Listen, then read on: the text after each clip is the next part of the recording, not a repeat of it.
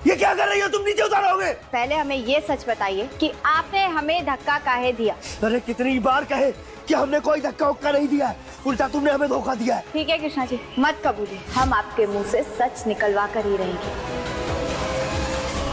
बिंदिया ने पकड़ लिया है नकली क्रिश को। यहाँ पर हम देख रहे थे ना किस तरीके से उसे लग रहा था कि जो क्रिश है वो ही मेन विलेन है और उसने उसको धक्का दे दिया था, उसने पहाड़ों के ऊपर से उसको गिरा दिया था। लेकिन यहाँ पर उसको समझ में आ जाता है कि भाई क्रिश नहीं था, यहाँ तो ये नकली क्रिश है।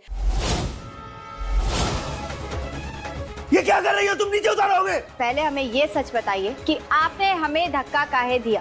अरे कितनी बार कहे कि हमने कोई धक्का उक्का नहीं दिया है, उल्टा तुमने हमें धोखा दिया है। ठीक है कृष्णा जी, मत कबूलिए, हम आपके मुंह से सच निकलवा कर ही रहेंगे।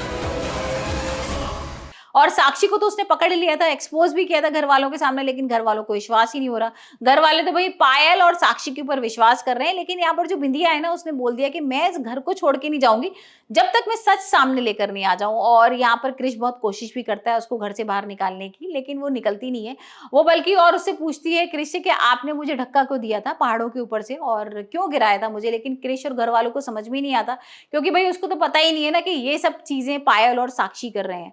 अब भाई आने वाले एपिसोड में हम देखने वाले हैं कि जो बिंदिया है ना वो नकली क्रिश को पकड़ लेगी, उसे खाट से बांध देगी और उसको बहुत टॉर्चर करेगी।